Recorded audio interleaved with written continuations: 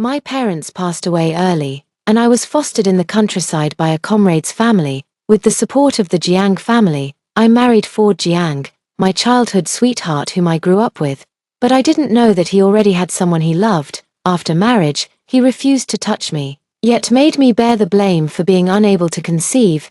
Jiang's parents grumbled at me while handing over a pair of children from distant relatives for me to raise. Meanwhile, Ford Jiang left for the military without a second thought, returning less than once a year from then on. 18 years later, I raised the children to adulthood, and they even got admitted to Tsinghua University. Ford Jiang brought another woman home to attend the college celebration banquet, and publicly declared that these twins were their own biological children. Watching the loving family of 6, I realized I was the only one kept in the dark. In despair, I left in anger, only to accidentally fall off a cliff in the vast darkness of night. Given a second chance at life, I found myself back to the time when I had been married for just 1 year. Mother Jiang sat in the main hall, while Father Jiang sat nearby smoking a dry pipe. Scattered relatives nearly filled the small hall to capacity. Apart from Father Jiang, Mother Jiang, and Ford Jiang holding 2 children, everyone else was sizing me up out of the corner of their eyes. I stood at the doorway, silent. Mother Jiang cleared her throat. "Ria Lin, you've come at the right time. This is the newborn child of the third aunt from Gaojia village. She already has 3 children and heard about your and Ford's difficulties in conceiving, so she specifically sent this child to ask if you'd like to adopt it." I glanced up and saw Esme Su mingling in the crowd, her face full of maternal affection as she watched the child in Ford Jiang's arms. So, in corners unknown to me, Esme Su had appeared before me this early. The crowd awaited my response, but Mother Jiang remained composed, as if certain I wouldn't refuse. After all, for the past year of marriage, she would always ask about my stomach condition at every meal, until my face turned pale, filled with guilt. I asked Ford Jiang, "Do you want to raise it?" Ford Jiang seemed caught off guard by my question. He frowned and said, "Children are women's business. What does it have to do with us men? If you want to raise it, I won't stop you. Fine, I won't raise them. But since you've decided to raise them, you must do so wholeheartedly, so as not to let down the goodwill of these children's parents." "What did you say?" Ford Jiang paused, looking at me in disbelief. The surroundings fell silent, and the murmurs quieted down considerably. I replied indifferently, "I'm only 19, it's not impossible for me to conceive, so why should I raise someone else's child?" Ford Jiang looked at me, his eyes filled with disapproval. "How can you be so unreasonable? Third aunt meant well. I never expected you to be so short-sighted." I retorted, "Didn't you just say you wouldn't interfere? Why are you so worked up the moment I refused to raise the child?" Ford Jiang was left speechless, his eyes widening as if he hadn't expected me to defy him. Mother Jiang stepped in to mediate. "Ria, don't say things in anger. I know you love these 2 children. If you want to raise them, I'll be there to support you." Father Jiang exhaled a puff of smoke and added, "Since we're keeping them, let's open the ancestral hall tomorrow and register these 2 children under the names of Ria Lin and Ford." I felt waves of exasperation inside. In my past life, Mother Jiang's so-called support was just monitoring me to see if I treated the twins well. As for washing the children's clothes, covering their expenses, and helping with their homework, almost everything was done by me alone. They only care about picking my ripe fruits. When have they ever considered me? Facing their self-centered decision, I raised my voice a little. "If I have to raise it, I'll divorce if it's registered under my name." With that, ignoring their stunned expressions, I turned and left for the mailbox at the village entrance. I received a letter addressed to me, and when I opened it, my eyes welled up with tears. Inside the letter was a 100 yuan bill and a stack of food and cloth ration coupons. Precious treasures in the resource-scarce 1980s. The sender was my parents' university professor, Grandpa Lu, who treated me as his own granddaughter. Sadly, in my past life, it wasn't until I had raised my 2 children and they were admitted to Tsinghua University that I learned of the silent support he had given me all those years, but all of these were pocketed by the Jiang parents, in the mailbox. There was also my Tsinghua University admission letter, which the Jiang family had hidden in my previous life, all just to clip my wings and keep me tied to the Jiang family as their workhorse. I went to the village entrance and greeted Aunt Wang at the convenience store before mentioning that I needed to call my parents' old friends. Aunt Wang had practically watched me grow up in the Jiang family and understood the bitterness of living under someone else's roof. So she didn't even take the small change I offered, letting me make calls freely. As it happened, she had to step out to deliver something and asked me to mind the shop. I accepted Aunt Wang's kindness, resolved to repay her someday, and then dialed the number to the capital city. The phone rang 3 times before it was answered. A deep, aged voice came through. "Hello, who's calling?" My voice choked up. "Grandpa Lu, it's me, Ria." So the little girl finally remembers this old man. Grandpa Lu was utterly delighted, and when he heard that I had been admitted to Tsinghua University again, he was even more thrilled. "Your parents in heaven would be so happy if they knew how accomplished you've become." I also told Grandpa Lu about my current situation, explaining that I would return to Beijing in 3 days to await the start of the semester. After hearing about my experiences, Grandpa Lu's mood immediately turned somber, and he felt deeply remorseful for not being able to protect me back then. They were very supportive upon hearing my decision and even suggested I stay at their place first. After hanging up the phone, I let out a huge sigh of relief. I found a hiding spot known only to me for the letter and the admission notice. In just 3 days, I would completely change my destiny. Returning to the Jiang residence, the large group of relatives had already dispersed. Only the Jiang parents, Ford Jiang, and Esme Su remained, each holding a child. I walked over quietly without making a sound. I only heard Esme Su say anxiously, "Brother Ford, what if Sister Lin doesn't want to raise them?" Ford Jiang's cold, hard voice rang out. "She has to raise it whether she wants to or not, otherwise. In a month when I go off to join the military and you go off to university, what will happen to the child?" Mother Jiang also chimed in. "Esme, you go to university without worry. The child's mother should be educated like you. Ria Lin was raised by our family. She wouldn't dare disobey." Father Jiang, assuming the authoritative tone of the family head, declared decisively, "It's settled then. This family isn't one where she gets to have the final say." My heart remained utterly calm, for whatever affection I once held had long been worn away by the toil of my past life. I walked in, and the 4 of them were startled in unison. Everyone began scrutinizing my expression carefully, trying to gauge how much I had just overheard. I looked at Esme Su, perhaps out of guilt. She turned her head away, not daring to meet my gaze. Ford Jiang stepped in front of her, looking at me sternly. "This is my cousin, Esme. She got into the normal university and will be staying with us for the next month." I nodded without saying a word. I pretended not to hear the sigh of relief from Mrs. Jiang behind me. After dinner, I went straight back to my room to pack my things. I separated all the memories related to Ford Jiang from my desk and set them aside. What belongs to me is very, very little, just a cotton-padded jacket for winter and a few thin summer clothes. Compared to the woolen coat Esme Su is wearing, mine are clearly not worth even half the money she spent on a meter of fabric, if I remember correctly. The coat she's wearing was also bought with the fabric coupons sent by Grandpa Lu. Although Grandpa Lu sent me a large sum of money every month, most of it was embezzled by Mother Jiang, and very little was actually spent on me. They raised me all these years, so the money from Grandpa Lu can be considered as repayment for my living expenses. As for Grandpa Lu, I will find a way to return the money to him. Ford Jiang unexpectedly walked into my room without even knocking. He tossed a woolen scarf onto the bed and said to me in a condescending tone, "I've neglected you since we got married. I brought this back from the city for you." I stared at the scarf for a moment. The pattern was almost identical to the one on Esme Su's coat. It must have been made from leftover fabric scraps after sewing the coat, and to think he went through the trouble of collecting it and bringing it all the way back just to patronize me.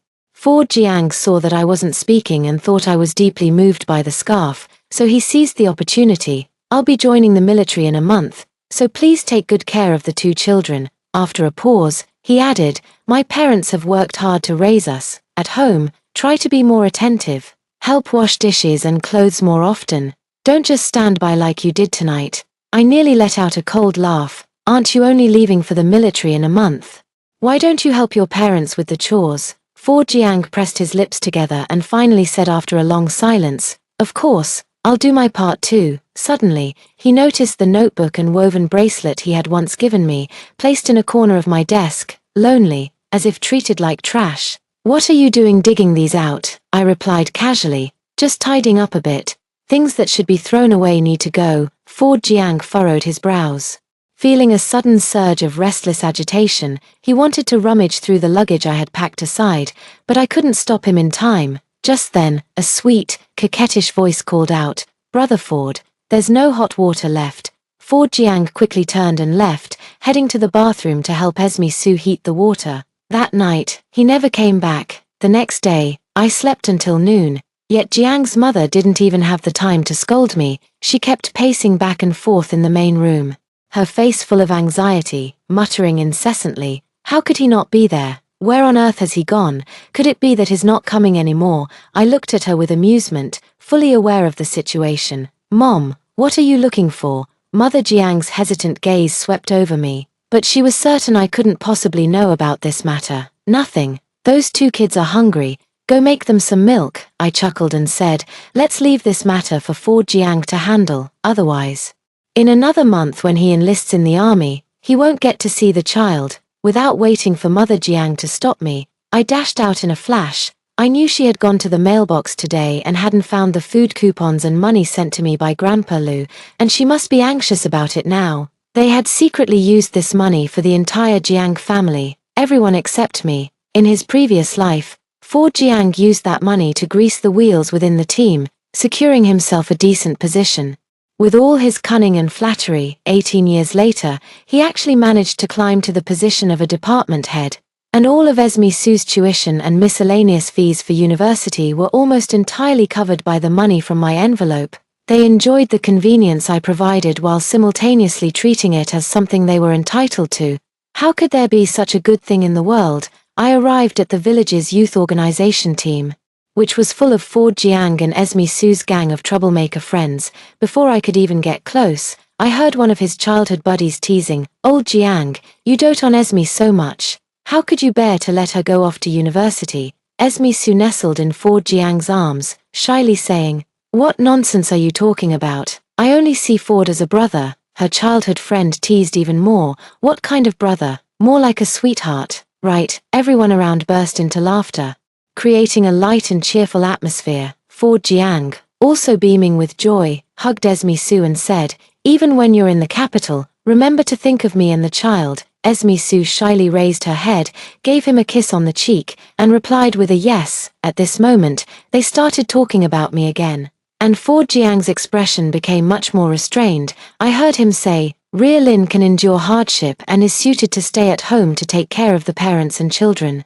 In terms of talent and knowledge, she can't compare to Esme in the slightest." My heart felt as if it had been struck several times by a hammer, even though I knew the truth deep down. Hearing such heartless words still filled me with grief and indignation. I feel indignant about the hard 20 years of my previous life, the education I gave up, and even the self I abandoned. At that moment, a young woman returned from outside and looked at me in surprise. She pulled me inside. "Sister-in-law, what are you doing here? Come in." The cheerful atmosphere in the room instantly fell silent. Everyone was looking at me with unnatural expressions on their faces. Ford Jiang and Esme Sue quickly stood up, putting some distance between them. Esme Sue timidly looked at me and said, "Sister Lin, why didn't you say anything when you arrived?" Ford Jiang glanced at me with a hint of disgust in his eyes.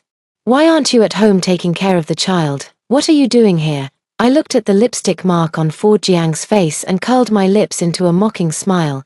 Esme Sue quickly grabbed a tissue and made a futile attempt to wipe it off Ford Jiang's face. "Sister Lin, it's all my fault. Ford and I were just joking around." Ford Jiang felt a pang of guilt for a second, but then immediately regained his composure. "Why?" explained to her, "Esme, you and I have been as close as siblings since childhood. There's nothing to hide." Perhaps fearing that I would expose him, his tone turned angry. "Ria Lin, can you stop being so suspicious all the time? It's because of you that I don't even want to come home, you know? If only you had even a fraction of Esme's gentleness." "Ford Jiang," I interrupted him. He seemed to realize only then that he had misspoken and awkwardly fell silent. "Those two kids you were so desperate to adopt yesterday are hungry. Your mom is calling you home to feed them." I calmly finished speaking. as if I didn't notice the awkward expression on Ford Jiang's face, but I did refuse to adopt those two children yesterday, and he couldn't find any words to argue, so he had no choice but to follow me home. Esme Su bit her lip and followed along. At the dinner table, Father Jiang informed me that the child's name had already been recorded in the family ancestral hall. I nodded without saying a word. Mother Jiang glanced at me and gave Ford Jiang a meaningful look. Autumn is approaching, and Ria's clothes are getting old. Ford, take Ria to the city the day after tomorrow to buy some new clothes. Ford Jiang glanced at me and agreed. Esme Su pouted with a grievance on the side. Esme should go too, it's on the way anyway. Mother Jiang looked at me, and I nodded again, agreeing to everything without hesitation. The whole family seemed somewhat surprised. After all, just a couple of days ago I had openly contradicted them to their faces. I thought to myself, the day after tomorrow when I go to the city, I can just buy a ticket and leave. No need to come up with an excuse either. Perfect, Ford Jiang, I can finally leave you. I've waited 2 lifetimes for this day. 2 days later, just as dawn was breaking, Ford Jiang gently pulled Esme Su out of bed and patiently helped her wash up before coming to knock on my door, but I opened the door before he could knock. Seeing me already dressed and ready, Ford Jiang was visibly taken aback. Why are you carrying such a big bag? I adjusted the strap of my handbag, tightened my expression, and replied calmly, I brought some food. Esme Su popped out from behind him, looking at me with slight disdain. Sister Lin, we're going to the city, not farming. Why are you bringing dry rations? Don't they have food in the city? Ford Jiang also sneered upon hearing this. Fine, bring it if you must, just don't complain halfway and ask me to carry it for you. My excitement wasn't dampened in the slightest as I confidently replied to them, don't worry, it won't happen. We rode to the city in the village chief's pig transporting truck. In these times, owning a vehicle was already an extraordinary thing. Ford Jiang gently helped Esme Su onto the truck, thoughtfully laying down a layer of newspaper to prevent her clothes from touching anything dirty. As for me, I struggled to climb onto the truck and simply found a corner to sit down in. A woman from the neighboring village, seeing the intimate manner between Ford Jiang and Esme Su, couldn't help but tease, oh my, you two must have just gotten married, right? So affectionate, even more attentive than my old man was back in the day. Esme Su's face showed a moment of awkwardness. While Ford Jiang stiffened, unsure how to respond, it was the village chief standing nearby who kindly explained, Sister, you've got it wrong. This is his wife here. My aunt gave me a strange look from the corner, her eyes filled with confusion, but she didn't dare say much, only muttering under her breath, didn't the Qing dynasty fall? How can someone still openly set aside their wife to dote on a concubine? Though her voice was soft, everyone in the carriage heard it clearly, especially Esme Su, whose face flushed red as she slightly pulled away from Ford Jiang's embrace. Ford Jiang also felt embarrassed by the remarks and, when no one was looking, shot me a fierce glare. I ignored all this drama, focusing solely on the bag in my hand. It held all my hopes. After getting off the bus and as the crowd dispersed, Ford Jiang's gaze toward me grew even more impatient. He said stiffly, here's $5. Go buy yourself some clothes. Be back here at 3 in the afternoon. With that, he threw the $5 bill he was clutching into my lap. Then, without looking back, he wrapped his arm around Esme Su and left. Before leaving, Esme Su turned back and gave me a pitying glance. I picked up the $5 bill from the ground and tucked it into my pocket. Although I knew Jiang's mother had clearly given him $50, in his mind, I was only worth spending that much. But it doesn't matter anymore. I've already told Grandpa Lu not to send any more money in the future. The previous amounts will sever everything between us. I turned and walked toward the station, until I boarded this train to the capital. The tears I had held back for decades finally fell, having wasted decades in the village. I never imagined there could be a second life for me. Since I was sent to the Jiang family at the age of 5, the man I interacted with most was Ford Jiang. Inevitably, I fell in love with him. But he treated me as a sister, a nanny, a tool, yet never as a wife. This love hidden for over a decade might just be an obsession after all. If my parents' spirits in heaven knew that in my past life I only revolved around a man and his family, they would surely be furious. But it's all right. Thank the heavens for giving me another chance. Perhaps this was also my parents in heaven not wanting to see me suffer so much, granting me a wish to live another life.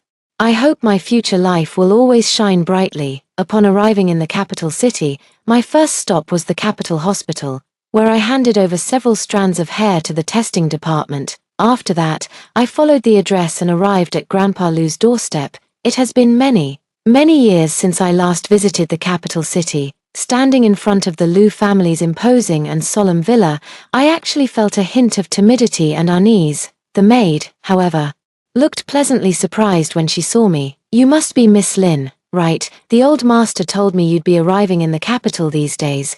Please come in quickly. The old master is playing chess right now." I nodded and stomped my feet at the door for quite a while. Only when I felt the mud had fallen off my shoes did I step into the Lou family's house. The Lou residence was much quieter than I had imagined. In the spacious living room, two elderly people were sitting and playing chess. Upon seeing me, Grandpa Lou slapped a chess piece down, disrupting the game, and immediately came over to me with his cane. Behind me, another old man exclaimed, "Lou Junnan, you old rascal, cheating again." Grandpa Lou, his eyes brimming with tears, looked me up and down and said, "Good child, you've suffered." Those few words miraculously smoothed over decades of grievances I had endured. I reached out and hugged Grandpa Lou, tears streaming down my face, bitterness mingled with the joy of new life. I told Grandpa Lou about what happened in the countryside, and the more he listened, the angrier he became. The unfamiliar grandpa beside him was also filled with righteous indignation. "Girl, leave this matter to me, whether he wants to or not. This marriage must end. This is a new society now. And women in our country are not to be bullied at will." Only then did Grandpa Lou introduce me to his old friend, Professor Gu. According to Grandpa Lou, Professor Gu's wife worked in the Women's Federation. Hearing about my situation, she was deeply sympathetic and immediately applied for a compulsory divorce procedure from her superiors without hesitation. Upon learning that I had been admitted to Tsinghua University, Professor Gu looked at me with even greater admiration. Before leaving, he also gave me meaningful advice, urging me to study hard. Later, Grandpa Lou told me that Professor Gu was a chemistry professor at Tsinghua University, and the major I wanted to study in my life was precisely chemistry. There was still 1 month before Tsinghua University started its new semester. Unable to resist Grandpa Lou's enthusiastic invitation, I ended up staying at the Lou family's home. I was initially worried that other members of the Lou family might have objections, but I never expected that Grandpa Lou's family would be just as kind-hearted as him. The Lou family has 2 sons and 1 daughter, all of whom are married. After school, the grandchildren would gather in the living room, filling it with laughter and joy. Uncle Lou and second Uncle Lou discussed my academic future with me, while Aunt Lou even pulled me into a warm embrace, her heart full of affection. Since my parents passed away, I have never felt such warmth again. To repay the kindness of the kind-hearted Lou family, I helped tutor Grandpa Lou's grandchildren every day. Time flew by, and in the blink of an eye, it was the day school started. I bid farewell to Grandpa Lou and decided to move into the Tsinghua University dormitory. At Grandpa Lou's request, I would go back every week for a family reunion dinner. Before moving to the dormitory, I mailed out the 2 paternity test results and the letter. Little did I know, the Jiang family was thrown into an uproar because of my departure. At first, when Ford Jiang and Esme Su returned to the village, they didn't even notice I wasn't in the car. After all, their eyes were only on each other. How could they spare a glance to notice whether I had gotten on the bus? It wasn't until the 2 children soiled the bed that Mother Jiang shouted at the top of her lungs for me to come clean it up, but no one answered. Only then did Ford Jiang remember. He had left me behind in the city. Mother Jiang told him to come find me immediately, but Ford Jiang thought she was making a mountain out of a molehill. She's not a child anymore. Can't she even find her way home? With that, he turned away and went off to be all lovey-dovey with Esme Su. He didn't even care when the child started crying. Esme Su did feel sorry for the child, but the overwhelming stench made her, someone who had never done a day of hard labor, immediately recoil in disgust. She had no choice but to let Jiang's mother continue cleaning up the mess. Jiang's mother cursed my name the entire time she was tidying up. She swore that if I ever came back, she would make sure to teach me a lesson. I waited for 4 or 5 days in a row, but still didn't see any sign of me. The Ford Jiang family finally sensed something was wrong. He deliberately took the village head's car again. and when the village head asked why Ria Lin wasn't seen, he could only stammer in reply, "She went to the city to visit her cousin." The village chief felt somewhat puzzled, as he was well aware of my adoption story from back then. Upon arriving in the county town, Ford Jiang gathered the other selected brothers from the unit to help search for someone. They searched from dawn till dusk, asking everyone they could, but found no trace of me. Ford Jiang took a deep breath. Never imagining that Ria Lin could cause him so much trouble, he suppressed his anger and continued searching. Only one ticket-selling auntie let out a surprised "her" when she heard his description. "That little girl you're talking about, she was wearing a yellow shirt with her hair in a ponytail. Right, about this much taller than me." The auntie gestured with her hands to show the height difference. Ford Jiang's voice was filled with surprise. "That's right, auntie. Do you know where she went?" The elder chuckled and said, "The young lady went to the capital city, said she's going to university." It was like a thunderbolt striking Ford Jiang's head. Ria Lin went to the capital.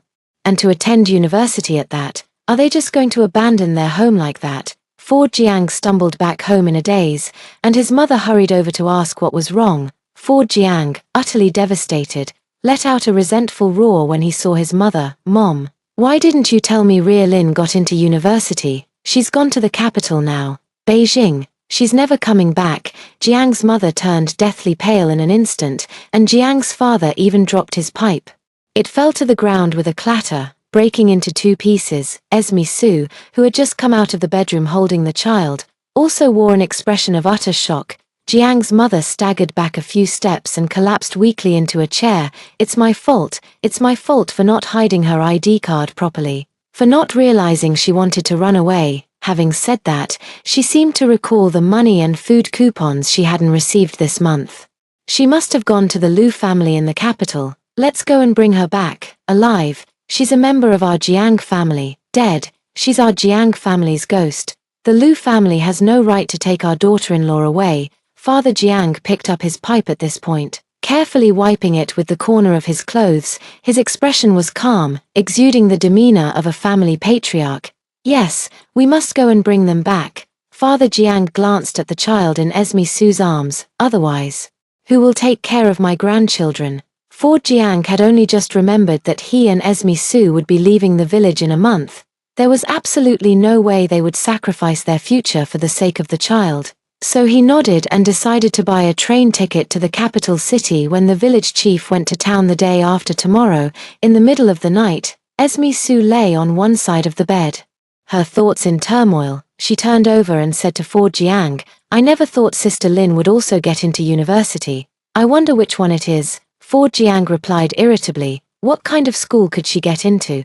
Probably just some vocational college." Having said that, he seemed almost ashamed to have such a wife. He looked at Esme Su as if she were a treasure. "No matter what she gets into, it can't compare to you. For someone like her, studying is just a waste of money, unlike you, who has a much brighter future ahead." Esme Su also wore a somewhat smug expression. After all, in those days, getting into university was already as rare as phoenix feathers and unicorn horns, not to mention a normal technical school in Beijing.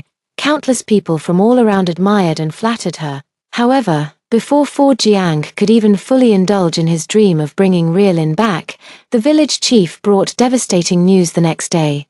Ria Lin had sent a compulsory divorce notice from the capital. Upon hearing the news, Mrs. Jiang nearly fainted. Even Mr. Jiang, who always pretended to be composed, flew into a rage, repeatedly shouting, "This is outrageous, absolutely outrageous." Ford Jiang's mind was in complete chaos, and he turned his pleading gaze toward the village chief. The village chief shook his head helplessly. "Ford, this is a notice approved by the higher-ups. I can't make the call.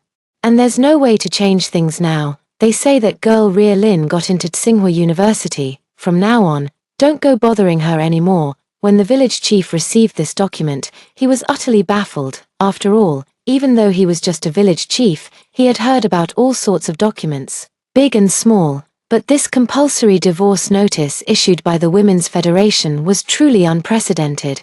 After discussing with other village cadres for a long time, he realized this wasn't a negotiation, it was simply a declaration.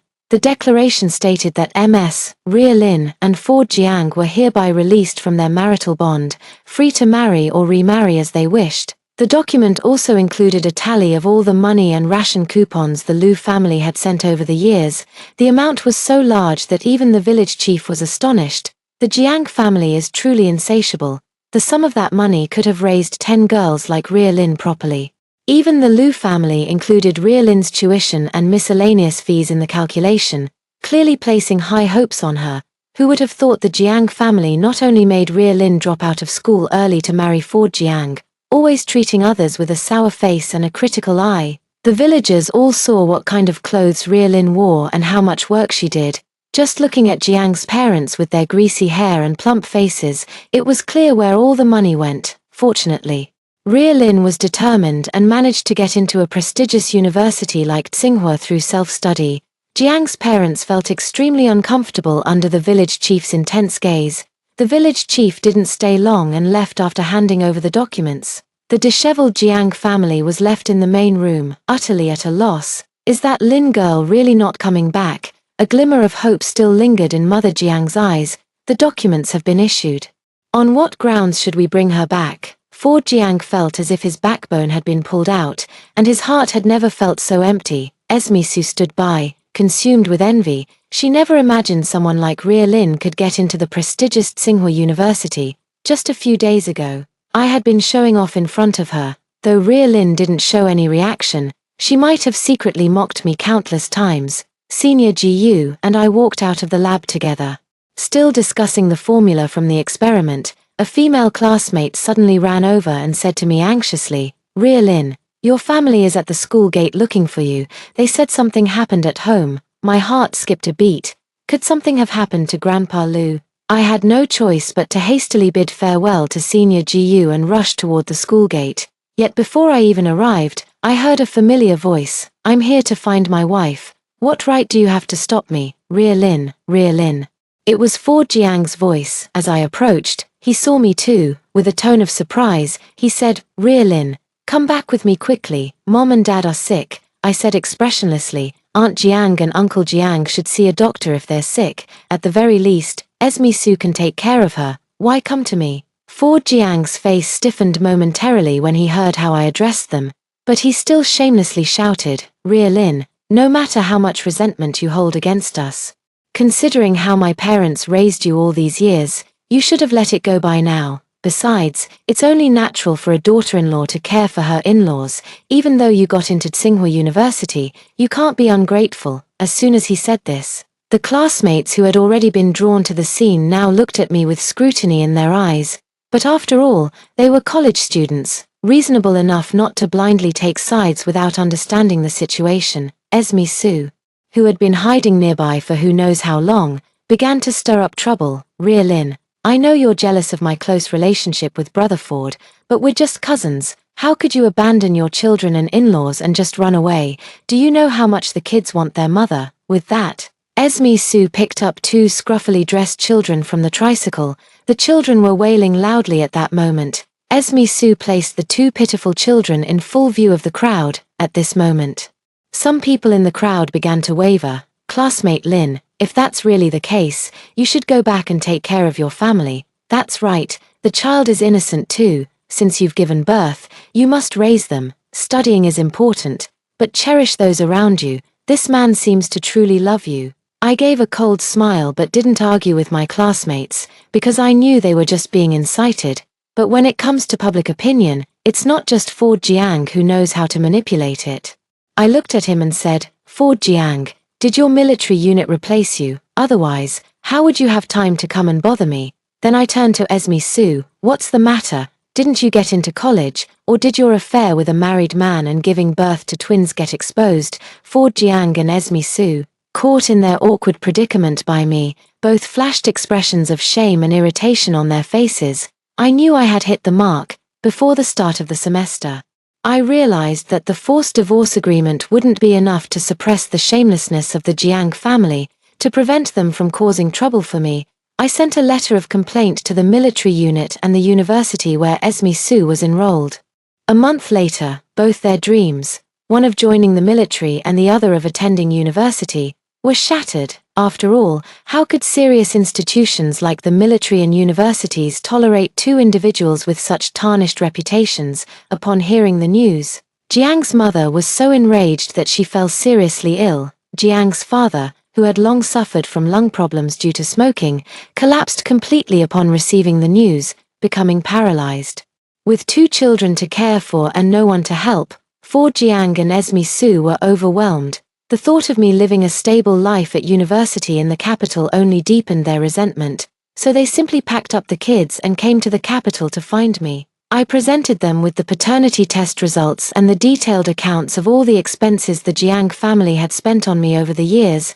The deceived students began to realize what had happened. They pointed at Fu Jiang and Esme Su, hurling insults at them. After all, they were educated people, so their words weren't too harsh. So you two are playing the victim first. Is your piss mat or something? Can't even recognize yourselves, one thick-skinned, the other shameless. What a perfect match made in heaven. Classmate Lin is truly a phoenix fallen into a chicken coop.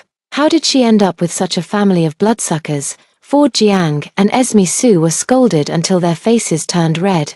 Though it's unclear which word struck a nerve with them, Fu Jiang rushed towards me angrily, trying to take me away directly. Before I could resist, I was already dragged several meters away. I was just about to call for help. Then, with a loud bang, Fu Jiang was knocked to the ground by a punch. It's senior brother Jiyu Yang. Senior brother Jiyu shielded me behind him. When Fu Jiang saw this, he became even more furious. He pointed at senior brother Jiyu. Is this your lover? Is it for him that you abandoned our family? He tried to charge forward again, but senior brother Jiyu effortlessly knocked him down once more. Perhaps it was because the school was quite united, or perhaps they found Fu Jiang's behavior despicable. A group of defenseless students also took the opportunity to strike at Fu Jiang. It wasn't until the security guards belatedly arrived that Fu Jiang, beaten black and blue, was pulled up by Esme Su. I stood before him and declared loudly, Fu Jiang, I owe your family nothing. The money your family spent raising me was less than 1/10 of what Grandpa Lu sent back. I never slacked in household chores while eating your family's meals. You were the one who had an affair with Esme Su and fathered a child first. Why accuse me of abandoning you? Everyone has their own path. From now on, we have nothing to do with each other. If you harass me again, don't blame me for being ruthless. Fu Jiang was stunned by my words. After a long pause, he and Esme Su left in disgrace. They never bothered me again after that. 4 years later, I walked out of Professor Gu's office, holding the latest research findings in my hand. Professor Jiyu told me that this research could largely break through the constraints imposed by foreign forces on our country. Our nation is also poised to achieve a major breakthrough in the field of bombing. A series of good news came, and my heart was like a joyful little bird, fluttering non-stop. Senior brother Jiyu came to invite me for a meal, and I readily agreed. During the meal, senior brother Jiyu also congratulated me on achieving such outstanding results. I smiled at him and said, Senior brother Jiyu, you're teasing me. Without your help, I would still have a long way to go to achieve this result. Senior brother Jiyu smiled, his eyes brimming with deep affection. I flusteredly avoided his gaze, but he took my hand. I understand you. Your ambition lies in chemistry, and you'll dedicate your life to it, but don't forget to look at the people around you. Okay. I lowered my head and, after a long pause, nodded solemnly. Later, Grandpa Lu told me, Fu Jiang lost his job in the military and spent his days at home getting drunk, neither looking for work nor caring for his children. Esme Su couldn't go to college, burdened by 2 children and the entire Jiang family. She couldn't endure such a life for even a year before running away. Now, only Fu Jiang is left to raise the child while caring for his parents. But he wasn't a particularly attentive person to begin with. After just a few years of care, his parents developed bedsores that went untreated, leaving them writhing in pain all day in bed. Fu Jiang neglected them, letting them die in agony. As for those 2 children, no one taught them anything, and they skipped school every day to fight. A villager who knew the situation even mocked them to their faces. Your birth mother isn't as accomplished as your former foster mother, and you're just as useless as your mom. Upon hearing they had an accomplished foster mother in the city, the 2 kids went home and threw tantrums every day, demanding to go find their mother in the city. Perhaps the alcohol was taking effect. And Ford Jiang completely forgot what I had said. He immediately bought 3 train tickets and prepared to head to the capital. Unexpectedly, due to being completely drunk, he collapsed on the railroad tracks and couldn't get up. Just like that, he was gone. When the 2 children found me, they were covered in dirt, looking like little beggars. They cried, saying their father kept repeating one sentence before he died: "It shouldn't have been like this. I want to be reborn. Lin, wait for me." By then, I had already been awarded the National Major Contribution Prize and became the youngest academician at the Research Institute. I told the 2 children the truth. And despite their reluctance, I still sent them to the welfare home. After all, being soft on them would be cruel to my past self. Holding the trophy, amidst the flashing cameras, I seemed to catch a glimpse of my former self. Her silent lips seemed to say, "Move forward, don't look back." Brother Gu stood among the crowd applauding for me, casting a firm gaze in my direction. I thought to myself, I won't look back.